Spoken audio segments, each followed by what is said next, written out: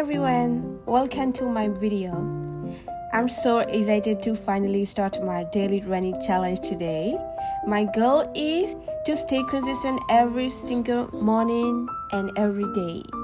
and document this journey with you all. Let's get started with day 1.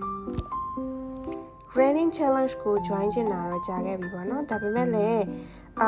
သူတယောက်မှရှိတဲ့ limiting belief တွေအရာမလောက်ရဲမကင်ရဲပဲနဲ့မစရဲပဲဖြစ်ခဲ့တယ်ပေါ့နော်ကိုထိန်းချုပ်ထားတဲ့အရာတွေပေါ့နော် perfect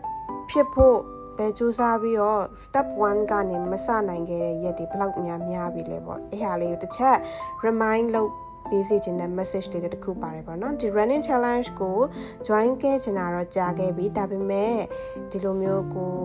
ပြေးတဲ့ပုံစံကမှန်ပါမလားပြေးတဲ့ပုံစံမမှန်လို့ရှိရင်ပြေးတဲ့ပုံစံလမ်းလျှောက်တဲ့ပုံစံ Jordan လုပ်တဲ့ပုံစံတွေမမှန်ခဲ့ရင်ကိုလူတွေက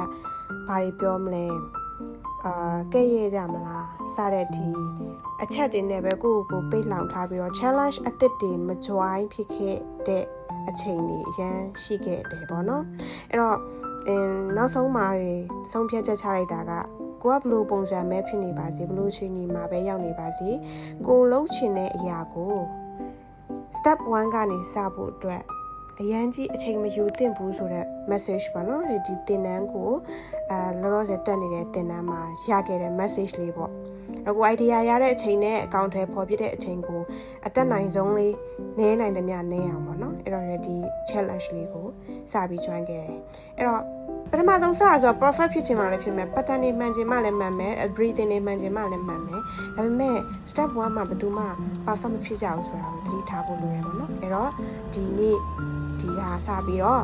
ဒီ running challenge နေ့တိုင်းလမ်းလျှောက်တယ်ပြေးတယ်ဆိုတော့ကိုတက်နိုင်သမျှ challenge လေးကို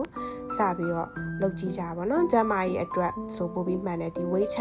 ဒါဆိုတာထက်ဒီဟာကြီးပြေးလို့ weight ချရတယ်ဆိုတာထက်တို့ရဲ့နှလုံးကြွက်သားတွေကောင်းဖို့ bone density တွေကောင်းဖို့မှုတွေကောင်းဖို့ပေါ့နော်အဲ့တော့ဒီရွယ်ချက်လေးနဲ့ပဲ step 1လေးကိုစတယ်ပေါ့နော်5 km ကနေစထားတယ်